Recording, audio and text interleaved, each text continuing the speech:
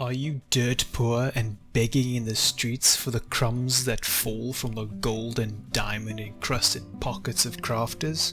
Do you want to make a decent amount of money but are definitely allergic to crafting and gathering? Well then, here you go.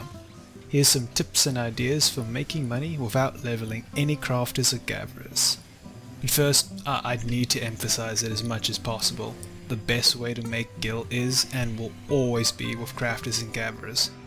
These are just a few ways you can make money, some of which you may know, to make a decent amount of bank without having to do any crafting. So without further ado, here we go. Number 7. Farm the latest trial. Need I really say anything here? Farm the trial, get the rare crafting gear, sell said rare crafting gear, get gil. It's a pretty obvious way to make money, and I'm fairly certain it's a staple where most folk get their gil from without using crafters. Even outdated trial materials sell for an okay amount of gil. Further props is that you get to roll a 1 when the mount drops, and you can watch the person who wins the roll vanish into the ether like a fart in a light breeze. So long, suckers! Number 6. Hop servers and live on the market board. An incredibly tedious, incredibly boring, and incredibly slow way to get money. Be a middleman and switch between worlds. Buy low, sell high. Do you love keeping track of things in Excel sheets? Are you planning on becoming an accountant? Do you have absolutely nothing better to do with your time? Then this money-making method may just be for you. The servers are mostly the same on all prices, so this is going to be quite something to find a niche. But Eureka mounts, at the time of recording, do have quite the gap, so if you've got some serious cash to risk, you can do it there. But better yet, this is a great way for you to save a lot of cash. If you ever plan on buying anything expensive, perhaps consider hopping to a few other servers to check up their prices first. You may just get quite a good deal. Number 5. Sell easy to purchase vendor items on the market board.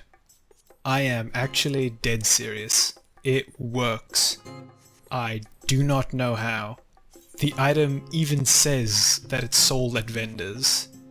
This item in particular is sold just down the road from this market board too. If you're gonna buy something, check the item description before you do. NPCs may sell it cheaper. But if you want to be that person, you know, grab a couple of umbrellas, toss them up, and make free money. Number 4. Use your tomes on crafting materials and sell them. Ever find yourself capped with the old tomestones and not sure what to do with them? Got all your glam items from that set? Buy crafting materials and sell them. This is easily the best use for the tomestones. Don't bother using this to gear up jobs that you hardly play, as you'll probably never use them, and this gear becomes outdated very quickly, with not only the normal raids having superior gear, but also the dungeons very quickly having superior gear than this tomestones. Plus it's just free money. Number 3. Find someone who's wealthy and become a gold digger. My girlfriend's recently joined the game and she's having a blast with the market board. Oh my god! What's up?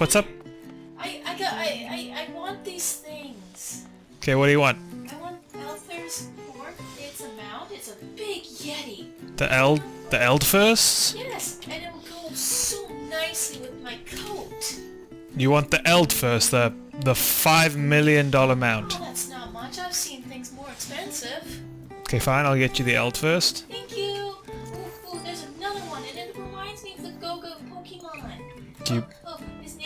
Its name is Megalotragus. The new mount, the Yes. new one. Yes, it's only 600k. That one isn't so bad, I guess. Oh, it's nice.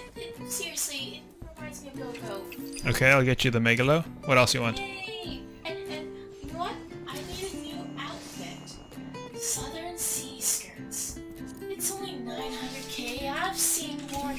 expensive, but it would be so pretty. My elf. Okay, what else? What else? Is that all? That No! Oh no. Maybe a parasol. I am sad.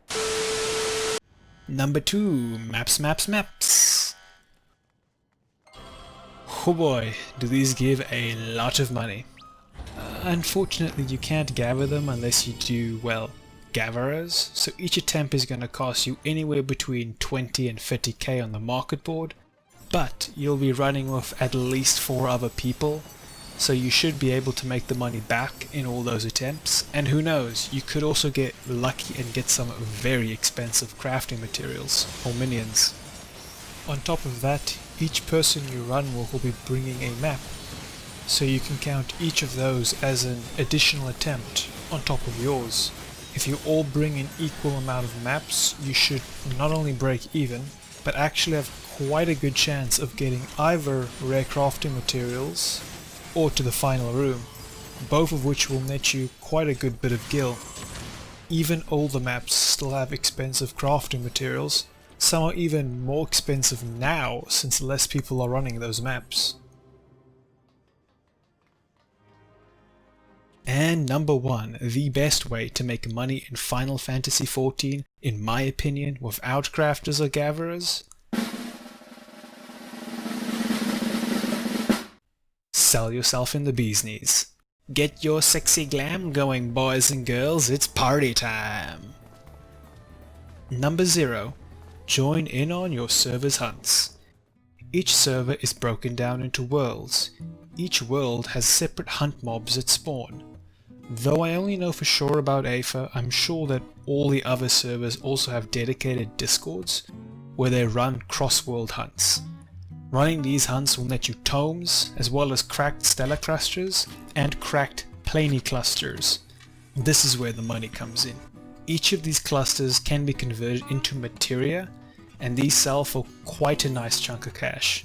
You'll also get nuts and seals, which can be converted into money too. Number -1. Special mention. Desynthesis. Yes, I know, you have to do some crafting to unlock desynthesis, but you only have to get the crafters to level 30 to unlock it. Then all you have to do is go to Uldar here to grab the quest Gone to Pieces, complete that and you can desynthesis on any gear that allows desynthesis to get crafting loot. The reason I bring this up because you can go into the latest dungeon, just roll need on all the gear and desynthesize them, and all of that gear you get could drop some relatively expensive crafting materials that you can sell. And this is just happening during normal gameplay. You know, you're just going to run those dungeons anyway, which add up to a nice sum of money. In outdated trials, you can even desynthesize the weapons or accessories that drop and nobody takes to obtain the rare crafting material drops from that boss. But yeah, again, you have to get your crafters to level 30 to do this, so I can only really put this as a special mention. And there you have it. 7 totally true ways to make a decent amount of gil in Final Fantasy XIV without having to level crafters. Maybe you'll be able to use a few of these tips to actually make yourself a decent chunk of change. If anything, I hope you found this very accurate guide useful. So goodbye then, friends, and have a great day.